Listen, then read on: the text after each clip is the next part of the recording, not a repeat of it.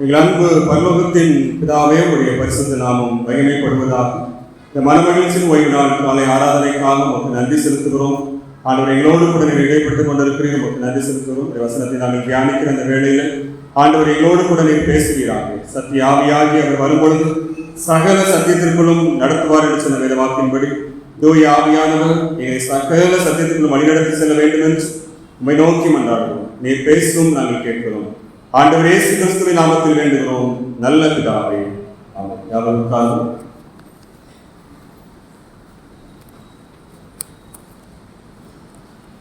இந்த வாரத்துக்குரிய தலைப்பு கற்றுக்கொள்ளும் திருச்சபை.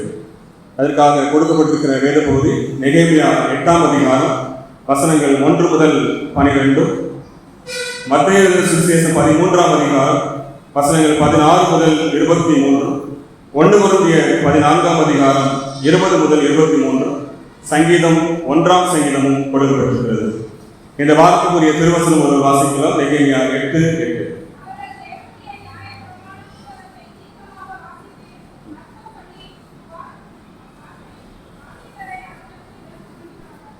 நாம் இந்த திருவசனத்தின் அடிப்படையில் வேத வசனத்தை வாசித்து அர்த்தம் சொல்லி வாசித்ததை அவர்களுக்கு விளங்க பண்ணின இந்த வசனத்தின் அடிப்படையில் முகவுரை பகுதியில் கற்றுக்கொள்ளும் திருச்சபை என்ற தலைப்பின் அடிப்படையில் திருச்சபை கற்றுக்கொள்ளுகிற ஒரு இடம், அதன் அடிப்படையில் நாம் முகவுரையை நாம் தியானிக்க இருக்கிறோம். கற்றுக்கொள்ளுதல் என்று சொல்லும்போது குறிப்பாக நாம் தமிழ் மொழி நம்முடைய தாய்மொழி என்பதனாலே நாம் அதை கற்றுக்கொள்ளும் போதும் பிற மொழிகளை கற்றுக்கொள்ளும் போதும் நாம் அதில் ஒவ்வொரு ஆண்டும் அதற்காக சிறு வயதிலிருந்தே படிக்கிற அந்த படிப்பு, கற்றுக்கொள்ளுகிற அந்த காரியம், அது ஒவ்வொரு ஆண்டும் எவ்வளவு அதிகமாய் கற்றுக்கொள்கிறோமோ அவ்வளவு தூரம் நாம் தேறுகிறோம். தேறினவர்களாய் மாறுவதற்கு கல்வி அவசியம். அப்போ கற்றுக்கொள்ளுதல் என்று சொல்லும்போது வெறுமனே ஏட்டு கல்வியாக அல்லாமல் அதனை நடைமுறைப்படுத்தி இன்னைக்கு தமிழ் மொழி என்று சொல்லும்போது யாமறிந்த மொழிகளில் தமிழ் மொழி போல எங்கும் இல்லை. இந்த தமிழ் மொழி என்பது இனிமையான ஒரு மொழி. இந்த மொழியை நாம் அறிந்து கொண்டிருக்கும் போது வெறுமனே ஒரு காரியத்தை நாம் படிக்கும் போதோ அல்லது பேசும்போதோ அதனுடைய இனிமையை உணர்ந்து பேசுவது அவசியம். அதற்கு தான் கல்வி முக்கியமாக அதை சொல்லப்படுகிறது. நம்ம எவ்வளோ படிக்கிறோமோ எவ்வளோ கற்றுக்கொள்கிறோமோ அதன் அடிப்படையில் நம்முடைய பேச்சு, நம்முடைய வாசிப்பு திறன் மற்றும் மற்றவரிடத்தில் நாம் உரையாடுகிற போதும் அது விளங்கும். அப்போ கற்றுக்கொள்ளுதல் என்று வெறுமனே நாம் அதை அறிந்து கொள்ளாமல் கற்றுக்கொள்ளுதல் என்பது நம்மை தேறினவர்களாக மாற்றுகிறது என்பதை நாம் உணர்ந்திருக்க வேண்டும். ஒரு உதாரணத்துக்காக நம்ம சங்கீதம் 23ஆம் சங்கீதத்தை நாம் எடுத்துக்கொள்வோமானால் எல்லாரும் நம்ம 23ஆம் சங்கீதத்தை நாம் குறிப்பிக் கொள்வோம். 23ஆம் சங்கீதத்தில் அந்த முதல் வசனத்தை ஒரு வாசிக்கலாம். கர்த்தர் என் மேய்ப்பராய் இருக்கிறார், நான் தாழ்ச்சி அடையேன். இந்த சங்கீதத்தில் முழுசுடைய வாசி பார்த்தீங்கன்னா அந்த கமா, புல் ஸ்டாப், அந்த கால் அரைப்புள்ளி இதெல்லாம் நமக்கு கொடுக்கப்பட்டிருக்கிறது. ஒரு தேவ ஊழியர் சொன்னார், இந்த அதிகாரத்தை அதிகாலை நேரம் எழும்பி அந்த கமா, புல் ஸ்டாப் இதெல்லாம் கவனித்து 10 முறை அப்படி 40 நாள் படித்தா நம்முடைய பேச்சு திறன், அதுபோல நம்முடைய மொழி, அதனுடைய இனிமை அது மாற்றம் அடைகிறது நம்ம பார்க்க முடியும் என்று சொன்னார். அதெல்லாம் நம்ம உண்மையாகவே ஒரு நாளைக்கு அதிகாலமே எழுந்து 10 முறை கர்த்தர் என் மேய்ப்பராக இருக்கிறார், நான் தாழ்ச்சி அடையேன், இந்த கமா, புல் ஸ்டாப் இதை பார்த்து இந்த அதிகாரத்தை நீங்கள் படிச்சீங்கன்னா 40 நாட்கள் அப்படி நீங்கள் முயற்சி செஞ்சீங்கன்னா உங்களுடைய வாசிப்பு திறன், பேசுகிற பேச்சு எல்லாமே அது முன்னேற்றமாக இருக்கும், அது தேறினதாக இருக்கும். அப்போ இந்த அதிகாரத்தை நாம் கவனிக்கும் போதும் அதுபோல நம்முடைய பேச்சு நடையும் அதெல்லாம் நம்ம தேறினதாக நம்ம அமைத்துக் கொள்வது நம்முடைய கையில் தான் இருக்கிறது. ஒரு கதை சொல்லும் போதும் ஒரு சிங்கம் இருந்தது, தூரமாய் நின்ற மானை பார்த்தது, அந்த மான் தான் அதற்கு இறை என்பது அதுக்கு அறிந்து கொண்டது என்று சொன்னார். அந்த கதையை சொல்லுகிற விதம் அந்த ஒரே லைனில் அந்த ஒரே ஃப்ளோவில் சொல்லும் போது அது கேட்கிறதுக்கு இனிமையாக இருக்கும். ஒரு சிங்கம் இருந்தது, அந்த சிங்கம் அந்த மானை பார்த்தது, அந்த இந்த தேவையில்லாத அந்த வார்த்தைகள் எல்லாம் அது புறக்கணிக்கப்படுமானால் அந்த சொல் அல்லது அந்த வாக்கியம் இனிமையாக மாறுகிறது. அதைத்தான் நாம் கற்றுக்கொள்ளுதல் என்று சொல்லுகிறோம். இப்போ இங்கே கற்றுக்கொள்ளுகிற திருச்சபை என்கிற தலைப்பில் நாம் பார்க்க இருக்கிற காரியம் திருச்சபை கற்றுக் கொடுக்கிற ஒரு இடம். அதைத்தான் நாம் இங்கே தியானிக்க இருக்கிறோம். சபை கூடுதல் அல்லது திருச்சபையாக நாம் கூடி வரும்போது ஆண்டவருடைய வார்த்தை இங்கே கற்றுக் கொடுக்கப்படுகிறது. அப்ப ஆண்டவருடைய வார்த்தையை நாம் கற்றுக்கொள்ளும் போது நம்ம அதை தேறினவர்களாக நாம் மாறுகிறோம்.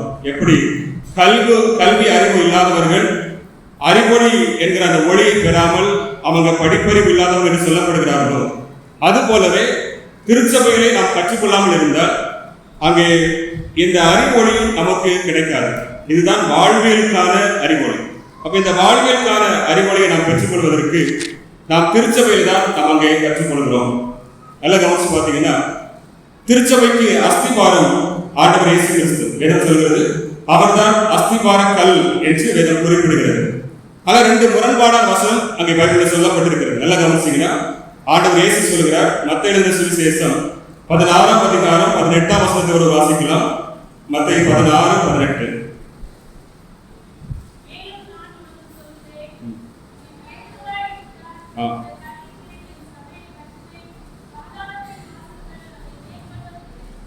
இது அஸ்திபார கல்லாக ஆண்டவர் அங்கே குறிப்பிடுகிறார்.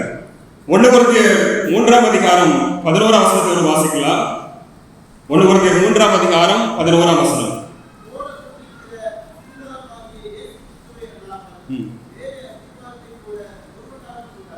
ஆண்டவர் இயேசு கிறிஸ்து சொல்லும் போது மத்தேயு சுவிசேஷத்தில் சொல்லுகிறார், இந்த கல்லின் மேல் சபையை கட்டுவேன். ஒரு பில்டிங் எழுப்ப வேண்டுமானால், இந்த ஆலயம் எழுப்ப வேண்டுமானால் இதனுடைய உயரம் எவ்வளவு, இதனுடைய பில்லர் எத்தனை, அதுக்கு தகுந்த மாதிரி பூமியை தோண்ட வேண்டும். அந்த அளவு தாங்குமா என்று சொல்லி பூமியை தோண்டுவார். அது மாத்திரமல்ல, இந்த பில்லர் காங்கிரீட்லாம் வர்றதுக்கு முன்னாடி பெரிய பெரிய கற்களை கொண்டு வந்து போட்டு அஸ்திபாரம் விடுவார்கள். கல்லணையாக இருந்தாலும் சரி, பெரிய கோவிலாக இருந்தாலும் சரி, இதெல்லாம் கற்களாலே அஸ்திபாரம் போட்டு அதுக்கு மேலதான் பில்டிங்கை கட்டுவாங்க. இந்த பில்டிங் எவ்வளவு உயரம் இருக்கிறது அதெல்லாம் இன்ஜினியருக்கு அந்த கணக்கு தெரியும். அதை தாங்கக்கூடிய அளவிலே பூமியை தோண்டி பெரிய பெரிய கற்களை போட்டு அஸ்திபாரம் போடுவார்கள். இப்ப ஆண்டவர் சொல்றாரு, இந்த கல்லின் மேல் என்னோட சபையை கட்டுவேன் என்று பேதுருவை பார்த்து ஆண்டவர் சொல்கிறார். அப்ப பேதுரு தான் அஸ்திபார கல்லா அப்படின்னா, கொரிந்தியர்ல பவுல் சொல்கிறார், போடப்பட்டிருக்கிற அஸ்திபாரம் ஆகிய இயேசு கிறிஸ்துவை அல்லாமல் வேற அஸ்திபாரத்தை ஒருவர் போட முடியாது. அப்ப அஸ்திபார கல் இயேசு கிறிஸ்து தான் என்பதை அவர் அங்கே குறிப்பிடுகிறார். அப்ப இந்த 2ஐயும் வச்சு நம்ம தியானிக்கும் போது, எபேசியன் புத்தகத்துல பவுல் சொல்லும்போது சொல்றாரு, எபேசியர் 2ஆம் அதிகாரம் 21ஆம் வசனத்தை நாம் அங்கே வாசித்து பார்க்கும்போது, நேரம் இல்லை, அப்போஸ்தலர் தீர்க்கதரிசிகள் என்பவருடைய அஸ்திபாரத்தின் மேல் கட்டப்பட்டவர்களுமாய் இருக்கிறீர்கள், அதற்கு இயேசு கிறிஸ்து தாமே மூலைக்கல்லாய் இருக்கிறார். அப்ப இங்கே சொல்லப்பட்டிருக்கிறது, அப்போஸ்தலர்கள் தீர்க்கதரிசிகள் அஸ்திபாரமாய் கல்லாய் இருக்கிறார்கள். ஆனால் அதற்கு கூடுதலாக பவுல் சொல்கிறார், இயேசு கிறிஸ்து தாமே அதற்கு மூலைக்கல்லாய் இருக்கிறார். மூலைக்கல் என்பது பில்டிங்குடைய மேல, அந்த நாட்கள்ல ஒரு மூலையில கல் வச்சு அந்த பில்டிங்குடைய கூரையை தாங்குவதற்காக வச்சிருப்பாங்க. ஆனா அந்த மூலைக்கல்ல நீங்க அடுத்த வருஷத்தை வாசித்து பார்த்தீங்கன்னா தெரியும், அவர் மேல் மாளிகை முழுவதும் இசைவாய் இணைக்கப்பட்டு கர்த்தருக்குள் பரிசுத்த ஆலயமாக எழும்புகிறது. அப்ப அவர் மேல் என்று சொல்லப்படுகிறதுனால இந்த அஸ்திபார கல்லாகிய அப்போஸ்தலர் தீர்க்கதரிசிகள் என்பவருடைய அஸ்திபார கல்லாகிய அவர்களுக்கு முன்னாக ஒரு மூலையில பில்டிங் முழுவதும் தாங்கக்கூடிய ஒரு பெரிய கல் போடுவாங்க. இதுதான் அந்த நாட்களில் உள்ள இன்ஜினியரிங் முறை. அந்த மூலைக்கல் தான் இயேசு கிறிஸ்து. அப்ப பிரதான அஸ்திபார கல் இயேசு கிறிஸ்து, அதுக்கு மேல போடப்படுகிற அஸ்திபார கல் அப்போஸ்தலர் தீர்க்கதரிசிகள். இவர்களுக்கு மேலதான் நம்ம திருச்சபையாக நம்மை ஆண்டவர் கட்டி எழுப்பி வைத்திருக்கிறார். அல்லேலூயா. அப்ப திருச்சபை என்பது அஸ்திபாரமாகிய இயேசு கிறிஸ்துவின் மேல அப்போஸ்தலர்கள் தீர்க்கதரிசிகள் என்று சொல்லப்படுகிற அந்த அஸ்திபார கல்லும் அதுக்கு மேல போடப்பட்டு அதற்கு மேலதான் நம்ம பில்டிங்காக மாளிகையாக நம்ம ஆண்டவர் திருச்சபையாக கட்டி எழுப்பி வைத்திருக்கிறார். திருச்சபை என்பது நம்ம பார்க்கிற அந்த கட்டடம் அல்ல, கர்த்தருடைய பிள்ளைகள் கூடி வருகிற இடம். அதற்கு தேவைப்படுகிற இடம் தான் ஆலயம் அல்லது கட்டிடம். அப்ப திருச்சபையாகிய இந்த கல்வி கூடத்திற்கு இந்த கற்றுக் கொடுத்ததான ஆசிரியர் யாருன்னா இயேசு கிறிஸ்து. நேரம் இல்லாத வேகமா சொல்லிட்டு போயிருந்தேன். ஆசிரியர் இயேசு கிறிஸ்து. வேதம் சொல்லுகிறது, அவர் அதிகாரம் உடையவராக போதித்தார். மத்தேயு எழுதின சுவிசேஷம் 7ஆம் அதிகாரம் 28-29 பார்த்தீங்கன்னா, இயேசு இந்த வார்த்தைகளை சொல்லி முடித்த போது அவர் வேத பாரகரை போல் போதியாமல் அதிகாரம் உடையவராய் அவர்களுக்கு போதித்தபடியினால் ஜனங்கள் அவருடைய போதகத்தை குறித்து ஆச்சரியப்பட்டார்கள். போதகர் அல்லது டீச்சர், ஆங்கிலத்தில் சொல்லப்பட்டது அவர் ஆசிரியர். அப்ப ஆண்டவர் அதிகாரம் உடையவராக கற்றுக் கொடுக்கிறார். வெறுமனே யூத சடங்காச்சாரங்களையும் யூத சட்டங்களையும் ஆண்டவர் சொல்ல வரவில்லை. ஆண்டவர் சொன்னதெல்லாம் தேவனுடைய வார்த்தையும் அதில் இருக்கக்கூடிய உண்மைத்தன்மையையும் அதில் இருக்கக்கூடிய நோக்கத்தையும் ஜீவனையும் கற்றுக் கொடுத்தார். அதிகாரம் உடையவராக ஆண்டவர் அங்கே கற்றுக் கொடுக்கிறார். அப்ப ஆண்டவர் திருச்சபைக்கு ஆசிரியராக இயேசு கிறிஸ்து இருக்கிறார். அப்ப நமக்கெல்லாம் ஆசிரியர் யாருன்னா இயேசு கிறிஸ்து தான். அவருடைய போதனை தான் நமக்கு கற்றுக் கொடுக்கப்படுகிறது. அவருடைய போதனைகளினால நம்ம வழிநடத்தப்படுகிறோம். அப்ப ஆசிரியர் இயேசு கிறிஸ்து என்பதை நாம் அங்கே அறிந்திருக்க வேண்டும். இயேசு கிறிஸ்து அவர் வாழ்ந்த நாட்களில் எளிமையான உவமை மூலமாக ஆண்டவர் அவருடைய வசனத்தை கற்றுக் கொடுத்தார். இங்க பாத்தீங்கன்னா இஸ்ரவேல் ஜனங்களுடைய வாழ்க்கை முறைமையில இந்த எருசலேமை தவிர சுற்றி இருக்கக்கூடிய கிராமத்துல கலிலேயா சமாரியா பகுதியில அங்க இருக்கக்கூடிய மக்கள் எல்லாம் விவசாயம், மீன்பிடி தொழில் இது போல அங்கே வேலைகளை செய்யக்கூடியவங்க. அதனால ஆண்டவருடைய ஓமை எல்லாமே விவசாயம் சார்ந்தும் மீன்பிடி தொழிலை சார்ந்தும் அங்கே ஆண்டவர் சொல்லியிருப்பார். அப்ப அங்கே விதைப்பன் பற்றிய ஓமை சொல்லும் போது மத்தேயு சுவிசேஷம் 13ஆம் அதிகாரம் 16 முதல் 23 ஆகிய வசனத்துல விதை, நிலம், முட்கள் என்று சொல்லி ஆண்டவர் சில காரியங்களை சொல்லுகிறார். அப்ப விதைக்கிறவன் பற்றிய ஓமையை சொல்லி எளிமையாக ஆண்டவருடைய வார்த்தையை, வசனத்தை ஆண்டவர் அங்கே புரிய வைக்கிறார். அப்ப கற்றுக் கொடுக்கிற நம்முடைய ஆசிரியர் இயேசு கிறிஸ்து எளிமையாக நமக்கு கற்றுக் கொடுக்கிறவர் என்பதை நாம் முதலாவது அங்கே அறிந்திருக்க வேண்டும். இரண்டாவது, ஆண்டவர் இயேசு கிறிஸ்து அவர் வாழ்ந்து காட்டி போதித்தார். இந்த முகமுறைகளை நம்ம தியானிக்கிறோம். இயேசு கிறிஸ்து வாழ்ந்து காட்டி அங்கே போதித்தார். எப்படின்னா யோவான் எழுதின சுவிசேஷம் 13ஆம் அதிகாரம் 14, 15 ஆகிய வசனங்களை நீங்க வாசித்து பார்த்தீங்கன்னா இயேசு சீடருடைய கால்களை கழுவுகிறார். எல்லா 12 சீடர்களையும் காட்டி கொடுத்த யூதாசு முதற்கொண்டு எல்லாருடைய கால்களையும் கழுவி ஆண்டவர் சொல்கிறார், ஆண்டவரும் போதகரும் ஆகிய நானே உங்கள் கால்களை கழுவினது உண்டானார், நீங்களும் போய் இதை போல செய்யுங்கள் என்று ஆண்டவர் கற்றுக் கொடுக்கிறார். வாழ்ந்து காட்டி கற்றுக் கொடுக்கிறார். தாழ்மை என்று வார்த்தையை சொல்லாம எப்படி தாழ்த்த முடியுமோ மேல் அந்த ஆடையை எடுத்து இடைக்கட்சியாக கட்டிக்கொண்டு அப்படியே பாதத்தின் அருகே உட்கார்ந்து ஒவ்வொருடைய கால்களையும் கழுவுகிறார். இந்த தாழ்மையை பேச்சு அளவில் இல்லாமல் ஆண்டவர் செய்து காண்பிக்கிறதை நாம் பார்க்கிறோம். ஆண்டவர் வாழ்ந்து காட்டிய ஆசிரியராக அங்கே இருக்கிறதை நாம் அங்கே பார்க்கிறோம். அப்ப கற்றுக்கொள்ளுதல் விளைவாகத்தான் திருச்சபை வளர்ச்சி அடைகிறது. அப்ப திருச்சபை கர்த்தருடைய போதகத்தின் வழியாக நாம் அந்த அறிவொளியை பெறுகிறோம். நம் வாழ்க்கை இப்படித்தான் இருக்க வேண்டும் என்பதை நாம் அந்த போதனை வழியாகத்தான் அமைத்துக் கொள்கிறோம். அப்ப ஆண்டவர் இயேசு கிறிஸ்து வாழ்ந்து காட்டினார், அவர் போதித்தார், நாம் அதை கற்றுக்கொண்டு இருக்கிறோம். திருச்சபையினுடைய அஸ்திபாரங்கள் இயேசு கிறிஸ்து. இந்த முகமுறையில் தொடர்ந்து திருச்சபை என்றால் என்ன என்பதை நாம் அறிந்திருக்க வேண்டும். நீங்க திருச்சபைன்னு சொல்லும்போது பெரிய பெரிய கட்டடங்களை நம்ம பார்க்கிறோம். அதெல்லாம் திருச்சபை என்று சொல்லுகிற கட்டடத்தினுடைய மக்கள் கூடுகிற இடத்துக்காக கொடுக்கப்பட்டிருக்கிற ஒரு காரியம். ஆனால் திருச்சபை என்பது ஆண்டவருடைய பிள்ளைகள் கூடுகிற இடம். திருச்சபை என்ற அந்த சொல்லுக்கு அழைக்கப்பட்டவர்களின் கூட்டம் என்பது பொருள். ஆண்டவரால் நம்ம அழைக்கப்பட்டிருக்கிறோம், நம்ம கூடி வருகிற இடம் தான் திருச்சபை அல்லது சபை கூடுதல் என்று அதை சொல்லப்படுகிறது. அப்ப இந்த சபை குறித்து ஒரே ஒரு கேள்வி. பழைய ஏற்பாட்டில் வனாந்தரத்தில் சபை இருந்ததாக புதிய ஏற்பாட்டில் ஒரு மனுஷன் சொல்றாரு. அந்த நிருபம் எது அல்லது அந்த அந்த புத்தகம் எது? அதை சொன்னவர் யார்? யாருக்கா தெரியுமா? பழைய ஏற்பாட்டில் வனாந்தரத்துல தான் நடந்து போனாங்க. அதை சபை என்று அங்கே குறிப்பிடுகிறார் ஒரு மனிதர். நானே சொல்லிட்டு நேரம் இல்லை. அப்போஸ்தலர் நடவடிக்கைகள் 7ஆம் அதிகாரம் 38ஆம் வசனத்தை வாசிக்கலாம். அப்போஸ்தலர் 7:38 சீக்கிரம் வாசிக்கலாம்.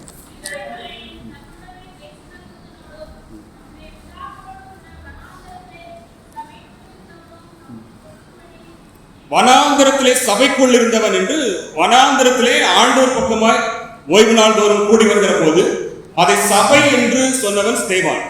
இல்ல கவனிச்சீங்கன்னா ஆண்டவர் சபையை எப்படி அங்கே சபை என்று சொல்லுகிறார் என்று சொன்னால் வனாந்தரத்தில் இது போல ஆலயம் கிடையாது, இது போல பில்டிங்லாம் கிடையாது. ஆனா அவங்க கூடி வந்து ஆண்டவரை தொழுது கொண்ட இடத்தை தான் ஆண்டவர் சபை என்று சொல்கிறார். இன்னைக்கு நம்ம ஆண்டவருடைய பிள்ளைகளாக நம்ம கூடி வருகிற இடத்தை ஆண்டவர் சபை என்று, திருச்சபை என்று அங்கே அழைக்கிறார். அப்ப அழைக்கப்பட்டவருடைய கூட்டத்தை தான் திருச்சபை என்று ஆண்டவர் இங்கே சொல்கிறார். அப்ப பழைய ஏற்பாட்டினுடைய சபை என்று இன்னும் கூடுதலாக என்னாகமம் 10ஆம் அதிகாரம் 7ஆம் வசனத்துல பாத்தீங்கன்னா சபையாரை கூட்டி சேர்க்க வேண்டிய விதமாவது, அங்கெல்லாம் பில்டிங் கிடையாது. அப்ப அங்கெல்லாம் ஆண்டவருடைய பிள்ளைகள் கூடுகிற இடத்தை ஆண்டவர் சபை என்று அங்கே குறிப்பிட்டார். ஓய்வு நாள் தோறும் கூடினார்கள், மாத பிறப்பிலே கூடினார்கள், அமாவாசை தோறும் கூடினார்கள், நிறைய காரியங்கள் சொல்லப்பட்டிருக்கிறது.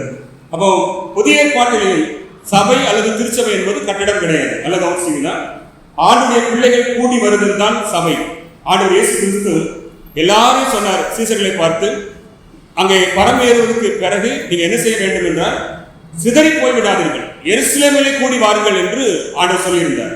அதன்படிதான் மேல் வீட்டு அறையில சீசர்களும் இன்னும் சிலரும் 120 பேர் கூடியிருந்தார்கள்.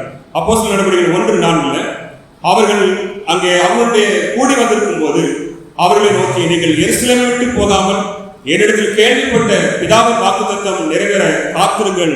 இது ஆண்டவர் சொல்லிட்டு போன காரியம். நீங்க எருசலேமில கூடி இருங்கள், எங்கே சிதறி போயிடாதுன்னு சொன்னார். இதுதான் சபை, முதல் திருச்சபை.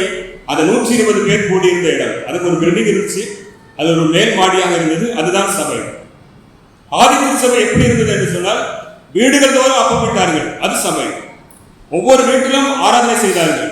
அதுக்கு பிறகுதான் நிரந்தரமாக திருச்சபை என்ற ஒரு கட்டிடத்தை ஆண்டவர் ஏற்படுத்துவதற்கு நோக்கத்தை பூமியிலே தந்தார். அதனால நமக்கு ஆலயத்தை ஆண்டு தந்திருக்கிறாரு. இதில் நம்ம கூடி வருகிறோம், இதில் நம்ம நிரந்தரமாக கூடுகிறோம், எந்த தடையும் இராது. வீட்டில் கூடும் போது சில நேரத்தில் தகுதியா இருக்கும், சில நேரத்தில் தகுதி இராது. அதனால்தான் ஆதி திருச்சபைக்கு பிறகு சிஎஸ்ஐ முறைமை வந்த பிறகு நம்முடைய காலத்தில் எல்லாம் ஆலயம் என்பதை அங்கே ஏற்படுத்தினார்கள். அப்ப இந்த முகவுரை பகுதியில கற்றுக்கொள்ளுகிற காரியம் திருச்சபையில தான் நம்ம கற்றுக்கொள்கிறோம். இங்கேதான் நம்ம அறிவு ஒளியை பெற்றுக்கொள்கிறோம். ஆண்டவர் இயேசு கிறிஸ்து மூலைகளாக திருச்சபைக்கு அஸ்திபாரமாக இருக்கிறார். அவர் தான் ஆசிரியர். அது மாத்திரமல்ல, அப்போஸ்தலர்கள் தீர்க்கதரிசிகள் எல்லாம் அஸ்திபாரமாக ஆண்டவர் அங்கே போட்டிருக்கிறார். அதன் வழியாக தான் நம்ம கற்றுக்கொண்டு அங்கே திருச்சபையாக நம்ம கட்டி எழுப்பப்பட்டிருக்கிறோம். தொடர்ந்து ஒரே ஒரு குறிப்பா வேதத்தில் நாம் தியானிக்க இருக்கிறோம். முதல் குறிப்பாக புத்தியிலே தேறினவர்களாக இருக்க வேண்டும். புத்தியிலே தேறினவர்களாக இருக்க வேண்டும். 1 கொரிந்தியர் புத்தகத்தை நாம் திருப்பி வைத்துக் கொள்ளும் 14ஆம் அதிகாரம் நம்ம வாசிக்க கேட்ட வேத பகுதி 1 கொரிந்தியர் 14 20 முதல் 23 வசனத்துல பாத்தீங்கன்னா 20ஆம் வசனத்தை ஒரு வாசிக்கலாம்.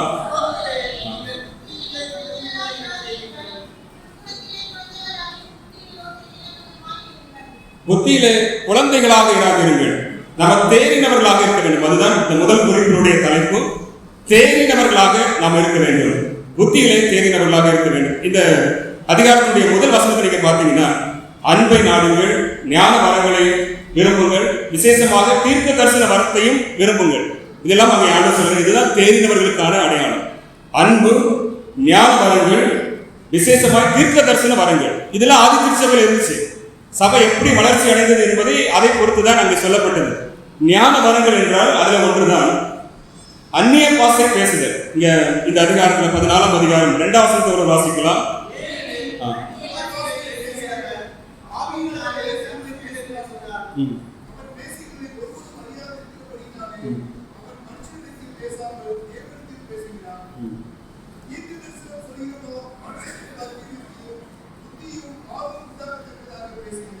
அப்படி பாத்தீங்கன்னா தொடர்ந்து 4ஆம் வசனம் 5ஆம் வசனத்துல பாத்தீங்கன்னா அந்நிய பாஷையில் பேசுகிறவன் தனக்கே பக்தி விருத்தி உண்டாக பேசுகிறான். 5ஆம் வசனம் சொல்லுகிறது, நீங்க எல்லாரும் அந்நிய பாஷைகளை பேசும்படி விரும்புகிறேன். அப்ப இந்த 2ஆம் வசனம் 4ஆம் வசனம் 5ஆம் வசனத்துல பாத்தீங்கன்னா அந்நிய பாஷை என்பது தேறினவர்களுக்கு அடையாளமாக சொல்லப்பட்டது. திருச்சபையில தேறினவர்களாக இருந்த ஆதி திருச்சபைக்கு அடையாளமாக அந்நிய பாஷைகளும் ஞான வரங்களும் தீர்க்க தரிசனங்களும் அங்கே சொல்லப்பட்டு வந்தது. இதெல்லாம் திருச்சபையினுடைய விசுவாசிகளை பார்க்கும் போதே தெரியும் இவங்க தேறினவர்களா இருக்கிறாங்க சொல்லி. அப்ப எப்படி இன்றைய திருச்சபை எல்லாம் இதை விட்டுவிட்டது என்பதை தான் நாம் அங்கே பார்க்க இருக்கிறோம். இங்க அந்நிய பாஷை என்பது நீங்க கொரிந்து சபையை பொறுத்த அளவுல அந்நிய பாஷை அவங்க ஒழுங்கு கிரமமாக பேச வேண்டும் என்றுதான் இந்த பகுதியை அவர் எழுதினார். அந்நிய பாஷையை வரிசைப்படுத்தி ஒழுங்குபடுத்தி எப்படி பேச வேண்டும், சபை கூடி வந்திருக்கும் போது எப்படி பேசணும், அல்லது வீட்டில் போய் நீங்க அந்நிய பாஷையை பேசிக்கொள்ளலாம், அது எப்படி பேசணும், இதெல்லாம் அங்கே வரிசைப்படுத்தி கொடுக்கிறாரு. இப்ப சபை கூடி வந்திருக்கிற இடத்துல இன்னைக்கு பாத்தீங்கன்னா இன்னைக்கு ஒழுங்கற்ற முறையில அந்நிய பாஷைங்கிற பேர்ல எல்லாருமே சேர்ந்து கூச்சல் போடுவாங்க. அது ஒழுங்கு அல்ல என்பதை ஆண்டவர் இங்கே பவுல் மூலமா சொல்கிறார். அந்நிய பாஷை பேசணும்னா அந்த அதிகாரத்துல பாத்தீங்கன்னா 1 கொரிந்தியர் 14 அங்கே 26 முதல் 40 வசனங்கள் வாசித்து பாத்தீங்கன்னா ஒருவர் பின் ஒருவராக பேச வேண்டும். 2 பேர் பேசலாம், 3 பேர் பேசலாம், அவ்வளவுதான். அதுலயும் 3 பேர் சேர்ந்து பேசக்கூடாது, ஒருவர் பின் ஒருவராக பேச வேண்டும். இதுதான் அந்நிய பாஷை குறித்து சபைக்குள்ள எப்படி பேச வேண்டும் என்பதை கற்றுக் கொடுத்தார். ஆனா இன்னைக்கு திருச்சபை இந்த ஒழுங்கு முறைகள் எல்லாம் மீறி நிறைய சபைகள்ல பாத்தீங்கன்னா ஒரே போல கூச்சல் போடுவாங்க. வெளியில இருக்கிறவங்களுக்கும் அது எரிச்சலா இருக்கும், புதிதாக வரக்கூடியவங்களுக்கும் அது புரியாது.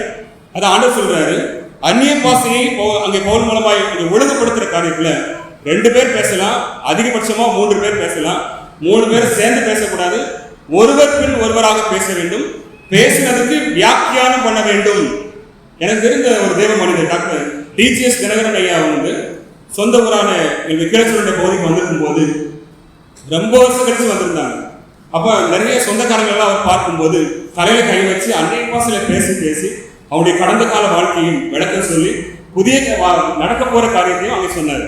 அப்ப அந்நிய பாஷையில பேசிட்டு அப்படியே போறதில்ல, அவங்களுக்கு என்னெல்லாம் நடந்துச்சு என்பதையும் அவர் சொல்ல முடிஞ்சிச்சு. நடக்க போற காரியத்தையும் சொன்னாரு. நிறைய புறஜாதி மக்கள்லாம் ஆச்சரியப்பட்டாங்க. அப்ப 15 வருஷமா அவர் இங்கே கிடையாது, அவர் எப்படி நம்ம வாழ்க்கையில நடந்ததெல்லாம் சொல்றாருன்னு சொல்லி. அப்ப இதுதான் அந்நிய பாஷையினுடைய காரியம், பரிசுத்த ஆவியினால் உண்டான அந்நிய பாஷை. ஆனால் கொரிந்து சபையில ஏன் அந்நிய பாஷை குறித்து அவர் விளக்கம் கொடுக்க வேண்டியது இருந்துச்சுன்னா, கொரிந்து சபையினுடைய மக்களுடைய பின்னணியம் எல்லாம் புறஜாதி மக்கள். அவெல்லாம் அந்த பாகால் தெய்வத்துக்கு முன்பதாக ஒரு விதமான குளறிய பாஷைகளை பேசுவார்கள். அவங்க என்ன பேசுறாங்கன்னு அவங்களுக்கே தெரியாது, அதுக்கு அர்த்தமும் தெரியாது. ரட்சிக்கப்பட்ட பிறகு பரிசுத்த ஆவியினால வரங்களை பெற்ற சிலரோடு சேர்ந்து இவங்களும் பேச ஆரம்பிச்சாங்க. அப்போ ஒரு ஒழுங்கு இல்லாம போனதுனாலதான் நீங்க பேசுகிற வார்த்தைக்கு அர்த்தம் தெரிந்தால் இங்கே சபையில பேசலாம் சொல்லி பவுல் சொன்னார். அதுல ஒருவர் பின் ஒருவராக 2 பேர் 3 பேர் தான் பேசணும். அதனால சபை ஒழுங்கு பாதிக்கப்படக்கூடாது என்பதற்காக இந்த விதிமுறைகளை நியமித்தார். ஆனா இன்னைக்கும் நிறைய சபைகள்ல இந்த விதிமுறைகள் மீறப்படுகிறது, யாருமே அதை கடைபிடிக்கிறது இல்லை. அதனால நம்ம இங்கே அந்நிய பாஷை என்பது நம்முடைய தனிப்பட்ட வாழ்க்கையில பேசிக் கொள்கிற காரியமும் ஆண்டவரோட ரகசியத்தை பேசுகிற காரியம். அதுக்கு நமக்கு விளக்கம் தெரியணும்னு அவசியம் இல்லை, நம்முடைய மனசாட்சிக்கு அது புரியும். ஆனால் சபை நடுவே பேசும்போது நிச்சயமாக விளக்கம் சொல்லப்பட வேண்டும். இன்னொரு காரியம் பைபிள்ல சொல்லப்பட்டிருக்கிறது, இந்த அந்நிய பாஷையை பேசுறது முதலாக 120 பேர் கூடியிருந்த இடத்துல தான். ஆனா அங்க விளக்கம் சொல்ல வேண்டிய அவசியமே இல்லை. ஏன்னா அங்க கூடியிருந்த 120 பேரும் அவங்க பேசுற அந்நிய பாஷை எல்லாம் வெளியிலிருந்து வந்தவங்க எல்லாம் இது எங்களுடைய பாஷை, இது எங்களுடைய ஜென்ம பாஷை, கல்லாதவர்களாக இவர்களுக்கு எப்படி தெரியும் என்று ஆச்சரியப்பட்டார்கள். அங்க ஏற்கனவே விளக்கம் சொல்லப்பட்டாயிடுச்சு, அதனால் விளக்கம் தேவையில்லை. அப்ப இதெல்லாம் நம்ம பார்க்கும்போது அந்நிய பாஷை என்பது தேறினவர்களுக்கான ஒரு அடையாளமாக பைபிள்ல அங்கே சொல்லப்பட்டிருக்கிறது. அது மாத்திரமல்ல, இது ஜெபம் பண்ணுகிற போதுதான் இது வழங்கப்படுகிறது. அதிகமான நேரம் ஜெபம் பண்ணி ஆண்டவரோடு ரகசியங்களை பேசும்போது நமக்கு கொடுக்கப்படுகிற பாஷைகளை பேசி ஆண்டவரோடு நம்ம ரகசியங்களை பேசி தனிப்பட்ட ஜெபத்திலே நாம் வளர்ச்சி அடைந்திருக்க வேண்டும். இதுதான் திருச்சபையுடைய வளர்ச்சி. அதுதான் சபைக்குள்ள வரும். அந்த சபைக்குள்ள வரும்போது அப்படி பேசிட்டு இருக்கும் போது தீர்க்கதரிசனம் சொல்லுவாங்க. இதுதான் ஆதி திருச்சபையில இருந்த ஒரு காரியம். அப்ப இன்னைக்கு நம்முடைய வாழ்க்கையில நம்ம அந்நிய பாஷையில ஜெபிக்கிறோமா என்பது முதல் காரியம். தொடர்ந்து நம்ம அங்கே தியானிக்க போறது ஜெபத்தை தொடர்ந்து வேத வாசிப்பு. எப்படி ஜெபம் அவசியமோ, நம்ம நீண்ட நேரம் ஜெபம் பண்ணி அந்நிய பாஷையில பேசி நம்ம ஆண்டவரோடு ஐக்கியப்பட்டிருக்கிறதா வளர்ச்சி என்பது முதன்மையான காரியமோ, அதுபோல வேத வாசிப்பும் அங்கே முக்கியமான ஒன்று. ஒரு மனிதனுக்கு கிறிஸ்தவ வாழ்க்கையில ஜெபமும் வேத வாசிப்பும் 2 கண்களை போன்றது. நான் ஜெபம் மட்டும் தான் பண்ணுவேன், வேத வாசிக்க மாட்டேன் அப்படின்னா ஒரு கண்ணை மூடிட்டு ஒரு கண்ணை பார்க்கறது மாதிரி. அப்ப அதுல பிரோஜனம் இராது, அதுல ஒரு காரியமும் அங்கே நம்ம அறிந்து கொள்ள முடியாது. அப்ப வேத வாசிப்பும் அவசியமாக அங்கே இருக்கிறது. நம்ம கொடுக்கப்பட்டிருக்கிற வேத போது நெகேமியாவின் புஸ்தகம் 8ஆம் அதிகாரம் 1 முதல் 12 நாம் திருப்பி வைத்துக் கொள்வோம். அதுல வசனங்கள் 1-2 வசனங்களை பார்த்தீங்கன்னா ஜனங்களுக்கு வேதத்தின் மீது இருந்த வாஞ்சையை நாம் அங்கே பார்க்கிறோம். அதான் சங்கீதம் 1ஆம் சங்கீதத்தில் சொல்லப்பட்டிருக்கிறது, கர்த்தருடைய வேதத்தில் பிரியமாயிருந்து இரவும் பகலும் தியானிக்கிற மனுஷன் பிரியமாயிருந்து என்கிற அந்த வார்த்தை. நெகேமியாவினுடைய காலத்திலையும் சிறையில் இருந்த மக்கள் 2-3 தலைமுறையாக பைபிளை மறந்துட்டாங்க, ஆண்டவரை மறந்துட்டாங்க. அவங்க எல்லாம் கூட்டி சேர்க்கப்பட்ட பிறகு ஜனங்களுக்குள்ள அந்த தாகம் இருந்ததா அவங்க தான் சொல்றாங்க. ஆனா நல்லா கவனிச்சு பாத்தீங்கன்னா தேறின வேதபாரனாகி எஸ்ரா அங்க இருக்கிறாரு. அவர் ஜனங்களை கூட்டவில்லை, ஜனங்களே சொன்னாங்க. என்ன சொல்றாங்க? வசனம் சொல்லுது 1ஆம் வசனத்துல, ஜனங்கள் எல்லாரும் தண்ணீர் வாசலுக்கு முன்னான வீதியிலே ஒருமனப்பட்ட கூடி கர்த்தர் இஸ்ரவேலுக்கு கற்பித்த மோசேயின் நியாயப்பிரமாண புஸ்தகத்தை கொண்டு வர வேண்டும் என்று வேதபாரனாக எஸ்ராவுக்கு சொன்னாங்க. அவங்க தான் சொல்றாங்க, நீ கொண்டு வாங்க. அப்ப அதை வாசித்த போது ஜனங்கள் எல்லாரும் அதை கூடி வந்தாங்க. பெரியவர்கள் சிறியவர்கள் எல்லா மக்களும் கூடி நின்று அங்கே வாசித்தார்கள். எப்படி வாசித்தாங்க, எவ்வளவு நேரம் வாசித்தாங்க அதே பார்த்தீங்கன்னா அந்த அதிகாரத்துல 3ஆம் வசனம் 4ஆம் வசனம் 5ஆம் வசனத்துல பார்த்தீங்கன்னா புருஷர்கள் ஸ்திரீகள் கேட்டு அறியத்தக்க மற்றவர்கள் காலமே தொடங்கி மாலை வரைக்கும் நின்று கொண்டே கேட்டுக்கொண்டிருக்கிறாங்க. ஆண்டுடைய வசனத்தை அதன் மீது உள்ள தாகத்தை வெளிப்படுத்தினார்கள். 2-3 தலைமுறையா அவங்களுக்கு பைபிள்னா என்னன்னு தெரியாது, பாபிலோன்ல அடிமையா இருந்தவங்க. ஆனா அவங்களுக்குள்ள இந்த வாஞ்சை தலைமுறையாக விதைக்கப்பட்டிருக்கிறது. நம்முடைய பிள்ளைகளுக்கு வசனத்தை குறித்து சொல்லிக் கொடுக்கிறோமா? நம்முடைய பிள்ளைகளுக்கு ஜெபத்தை குறித்து நாம் சொல்லிக் கொடுக்கிறோமா? அது தலைமுறைக்கும் அது அங்கே கடத்தி விடப்படும். அப்ப அங்கே இந்த ஜனங்களுக்கு வேதத்தின் மீது இருந்த வாஞ்சையை நாம் அங்கே பார்க்கிறோம். இன்னைக்கு நம்ம கடமைக்காக 5 நிமிஷம் 10 நிமிஷம் வேத வாசகம் நம்ம போயிடுறோம். ஆனா இந்த மக்களை பாருங்க, காலமே தொடங்கி மாலை வரைக்கும் அவர்கள் எல்லாம் நின்று கொண்டே இருக்கிறார்கள். இப்ப ஒரு கேள்வி நான் முன்னால் வைக்கிறது, அந்த பகுதியில நெகேமியாவுடைய இந்த 8ஆம் அதிகாரம் இந்த சம்பவம் எல்லா மக்களையும் கூட்டி சேர்க்கிறாங்க. ஸ்திரீகள், புருஷர்கள், அதுபோல சிறுவர்கள் எல்லாம் கூட்டி சேர்க்கப்படுறாங்க. இது எல்லாம் முன்னாடி நடந்திருக்கு. பழைய ஏற்பாட்டில் ஒரு புஸ்தகத்தில் சொல்லப்பட்டிருக்கிறது, 2 புஸ்தகத்தில் சொல்லப்பட்டிருக்கிறது. யாரா சொல்ல முடியுமா? பழைய ஏற்பாட்டில் இது மாதிரி சம்பவம் இன்னும் 2 புஸ்தகத்தில் சொல்லப்பட்டிருக்கிறது. நான் வேகமா சொல்லிடுறேன். உபாகமம் புஸ்தகம் 31ஆம் அதிகாரம் 11 முதல் 13 வாசித்து பார்த்தீங்கன்னா, அதுபோல 2 ராஜாக்கள் புஸ்தகம் 23ஆம் அதிகாரம் 1 முதல் 3 வசனம் யோசியாவுடைய நாட்களிலும் அங்கே கூட்டி சேர்த்தார்கள். ஜனங்கள் கூட்டி சேர்க்கப்பட்டு நியாயப்பிரமாண புஸ்தகம் 600 கட்டளை வாசிப்பாங்க. மணிக்கணக்கா இருக்கும். நின்று கொண்டே கேட்பார்கள், தலை வணங்கி அதை கேட்டார்கள் என்று நெகேமியா புஸ்தகத்தில் இருக்குது. அப்ப நம்ம ஆண்டவருடைய வார்த்தைக்கு எவ்வளவு முக்கியத்துவம் கொடுக்கிறோம். உபாகமம் புஸ்தகம் 31, 11, 12, 13 பார்த்தீங்கன்னா, இஸ்ரவேல் எல்லாரும் கர்த்தருடைய சன்னதியிலே கூடி வரும்போது நீ இந்த நியாயப்பிரமாண புஸ்தகத்தை இஸ்ரவேல் எல்லாரும் கேட்க அவர்களுக்கு முன்பாக வாசிக்க கடவாய். ஜனங்களாகிய புருஷர்கள், ஸ்திரீகள், பிள்ளைகள் அவங்க எல்லாருமே கேட்க வேண்டும் என்று ஆண்டவர் சொல்லுகிறார். நீங்க ஆண்டவருடைய வசனத்தை கேட்பதற்கு நம்ம கூடி வருகிற இடம் தான் சபை. நம்ம வீட்டுல கூடினாலும் அங்கே சபை தான். குடும்ப ஜெபமாக நம்ம கூடினாலும் அதுவும் சபை தான். அதான் சொன்னார், 2 பேர் 3 பேர் எங்கே கூடி இருக்கிறீங்களோ அவர்கள் நடுவே நான் வாசம் பண்ணுகிறேன். இன்னைக்கு சபையாக கூடி வருகிற இடத்துல நமக்கு இன்னைக்கு சிஎஸ்எம் முறைமையில இதெல்லாம் நம்ம கொண்டு வந்திருக்காங்க. வாசிக்க கேட்ட எஸ்ராவின் அந்த புஸ்தகத்திலும் சரி, அந்த எஸ்ரா வாசிக்க கேட்ட அந்த நியாயப்பிரமாண புஸ்தகமும் சரி, பழைய ஏற்பாட்டில் மோசே வாசித்து காண்பிச்ச நியாயப்பிரமாண புஸ்தகமா இருக்கட்டும், யோசியாவின் நாட்களில் நடந்த மக்களை கூட்டி வைத்து நியாயப்பிரமாண புஸ்தகத்தை வாசித்து காட்டுனதா இருக்கட்டும், இது எல்லாமே நம்முடைய சிஎஸ்ஐ ஆராதனை முறைமையில நம்ம கொண்டு வந்திருக்கிறோம். முன்னோர்கள் அதை செஞ்சிருக்காங்க. 1வது பாடம், 2வது பாடம் பிரசங்க நேரம். இன்னைக்கு பிரசங்க நேரம் அப்படின்னாலே நிறைய பேர் முகம் சொல்லிக்கிறாங்க. எவ்வளவு நேரத்தில் முடிப்பாங்க, எவ்வளவு நேரத்தில் முடியும், காலமே தொடங்கி மதியம் வரைக்கும் ஆர்வமாய் கேட்டார்கள். இன்னைக்கு அதெல்லாம் குறைஞ்சு போய் 1/2 மணி நேரத்தில் வந்துச்சு. இந்த 1/2 மணி நேரத்தில் எப்போ முடிப்பாங்கிறது தான் மக்களுக்குள்ள ஓடிட்டு இருக்குது. அடுத்த வேலை வச்சிருக்காங்க. இன்னைக்கு ஆண்டவருக்காக ஜெபத்திலையும் வேத வாசிப்பிலையும் நேரத்தை கொடுக்கக்கூடிய மக்கள் குறைந்து போனார்கள். இன்னைக்கு நம்முடைய நிலைமை அப்படிதான் இருக்கு. வசனத்தை கேட்கணும்னா தூக்கம் வந்துடுது, வசனத்தை கேட்கணும்னா நமக்கு முடியாமல் போகிறது. காரணம், நாம இன்னும் பழக்கப்படவில்லை. தேறினவர்களாக நம்ம மாற வேண்டும். ஜெபத்துல அந்நிய பாசை பேசுறவர்களாக மாறணும். அதுபோல வேத வாசிப்புல நம்ம மணிக்கணக்காய் காத்திருக்கிறவர்களாய் மாறணும். கர்த்தருடைய வேதத்தில் பிரியமாயிருந்து இரவும் பகலும் தியானமா இருக்கிற மனுஷன் பாக்கியவான். நம்ம இரவு பகலாக தியானிக்கிறோமா? கேட்கிற கொஞ்ச நேரம் எப்ப முடியும் நம்ம பார்த்துட்டு இருக்கணும். காரணம் என்னன்னா, நமக்குள்ள தேறின அனுபவம் இன்னும் குறைவாகவே இருக்கிறது. அதனாலதான் கர்த்தருடைய வேதத்தை அவங்க வாசிக்க கேட்கும் போது நெகேமியா புஸ்தகம் 8ஆம் அதிகாரம் 9ஆம் வசனத்துல பாவ உணர்வு பெற்று அழுதார்கள். எல்லாருமே அங்கே அழ ஆரம்பிச்சிட்டாங்க. இந்த ராஜாக்கள் 2 ராஜாக்கள் புஸ்தகத்துல பாத்தீங்கன்னா, இந்த 2 ராஜாக்கள் புஸ்தகத்தில் சொல்லப்பட்டிருக்கிற பகுதியிலையும் அங்க இருக்கிற யோசியா ராஜா 2 ராஜாக்கள் 23 எடுத்து வைத்துக் கொள்ளுங்கள். இந்த யோசியா ராஜா மக்கள் எல்லாம் கூடி வர செய்து நியாயப்பிரமாண புஸ்தகத்தை வாசித்த போது பாகால் விக்கிரக தோப்புகள் எல்லாம் அகற்றினார்கள். தங்கள் நடுவில் இருந்த தீமைகள் எல்லாம் அகற்றினார்கள். நம்ம வேதத்தை மணிக்கணக்காக வாசிக்கும் போது நம்முடைய இருதயமும் நம்முடைய சபையும் அங்கே சுத்தமாக மாறுகிறது. இதுதான் வளர்ச்சியினுடைய அடையாளம். அப்ப இந்த முதல் குறிப்புல நீங்க நல்லா கவனிச்சீங்கன்னா, மத்திய எழுதின சுவிசேஷம் நம்ம கொடுக்கப்பட்டிருக்கிற பகுதியில மத்திய 13, 16 ஆண்டவர் இயேசு கிறிஸ்து வார்த்தையானவராக இந்த பூமிக்கு இறங்கி வந்த நாட்கள்ல நேரடியாக வார்த்தையானவரே பேசுகிறார். ஆனா மக்கள் அதை உணராமல் இருந்தார்கள். ஏன்னா அவர் சொல்றாரு, இந்த வசனத்தை வாசித்து பாருங்க, 13, 16.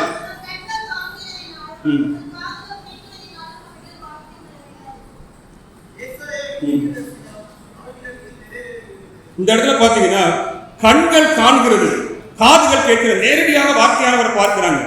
அந்த கிருபையை பெற்றும் அவர்தான் வார்த்தையானவரும் தெரியாது. அந்த வார்த்தையானவர் நிறைய காரியங்கள் அவர் பேசினார். அதுல ஒண்ணுதான் இந்த ஓமை. அந்த ஓமையில பாத்தீங்கன்னா விதைக்கிறவன் பற்றிய ஓமை. இந்த மத்திய எழுதின சுவிசேஷம் 13, 18 பாத்தீங்கன்னா விதைக்கிறவனை பற்றிய ஓமையை ஆண்டவர் சொல்கிறார். 19ஆம் வசனத்துல ராஜ்யத்தின் வசனத்தை கேட்டும் உணராதிருக்கிற காரியத்துல பொல்லாங்கன் வந்து அந்த வசனத்துல திருடிட்டு போயிடுறார். அப்ப ஆண்டவருடைய வசனம் நமக்குள்ள விதைக்கப்படும் போது நம்ம வாஞ்சியோடு கேட்காம ஏதோ எப்போ முடியும்னு கேட்டோம்னா நமக்குள்ள போடப்பட்ட இருக்கிற வசனங்கள் எல்லாம் பொல்லாங்கனாகி சாத்தான் எடுத்துட்டு போயிடுவான். அந்த வசனம் நமக்குள்ள கிரியை செய்யாது, நம்மை வளர்ச்சி அடைவிடாது, நம்முடைய வாழ்க்கையில ஒளியை அது தடுத்து விடும். அதனால்தான் இருளிலே கடமைத்திருக்கிற நிலைமை திருச்சபைக்கு அங்கே வந்துவிட்டது. நாம் ஆண்டவருடைய பிள்ளைகளாக வசனத்தை நாம் உட்கொண்டவர்களாக வாஞ்சியோடு மணிக்கணக்காக நம்ம தியானம் பண்ணும்போது நிச்சயமாய் ஆண்டவர் அதற்குரிய ஆசீர்வாதத்தை நமக்கு நிறைவாய் தருவார். முகவுரையில தியானிச்சோம். போடப்பட்டிருக்கிற அஸ்திபாரம் இயேசு கிறிஸ்து அந்த அஸ்திபாரத்தின் கல்லுக்கு மேல, அந்த பெரிய அஸ்திபார கல்லுக்கு மேல சின்ன சின்ன அஸ்திபார கற்கள் எல்லாம் அப்போஸ்தலர்கள், தீர்க்கதரிசிகள் அவங்க எழுதின பகுதி தான் நமக்கு பைபிள் நிறைய இருக்குது. அப்ப அந்த அப்போஸ்தலர்கள், தீர்க்கதரிசிகள் வழியாக நம்ம மாளிகையாக ஆண்டவர் நம்மை கட்டி எழுப்பியிருக்கிறார். பிரதான மூலைக்கல் இயேசு கிறிஸ்து. அப்ப அந்த அஸ்திபாரத்தின் மேல கட்டப்பட்ட நாம் இயேசு கிறிஸ்துவால போதிக்கப்படுகிறோம். அந்த போதனை தான் நம்ம சபையோடும் தியானிக்கிறோம். நெகேமியா காலத்திலே அதுதான் தியானிச்சாங்க. இஸ்ரவேலர்கள் மோசே காலத்திலே அப்படிதான் தியானிச்சாங்க. கூடி வந்து வசனங்களை எல்லாம் ஒருமனமாய் தியானித்தார்கள், மணிக்கணக்காக தியானித்தார்கள். இன்னைக்கு ஆண்டவர் அப்படிதான் நம்ம எதிர்பார்க்கிறார். ஜெபம் பண்ணும் போதும், வேத வாசிக்கும் போதும் மணிக்கணக்காக நாம் ஆண்டவர்கள் சேவை செய்யும் போது நாம் வளர்ச்சி பெறுகிறோம், நம்முடைய வாழ்க்கையிலே ஒளி பெறுகிறோம். நிச்சயமாய் நம்மை கொண்டு ஆண்டவர் பெரிய காரியங்களை செய்வார். என்ன சொல்லுகிறது? உதிக்கிற உன் ஒளியிடத்திற்கு ராஜாக்கள் நடந்து வருவார்கள். இன்னைக்கு பெரிய பெரிய ஆட்களுக்கு எல்லாம் ஆலோசனை சொல்லக்கூடியவங்க சபையில இருக்காங்க. அப்படிப்பட்டவர்களாய் நாம் வளரும்படி, வேத அறிவிலையும் ஜெபத்திலையும் நாம் வளரும்படி ஆண்டவர் நம்மை ஆசீர்வதிப்பாராக.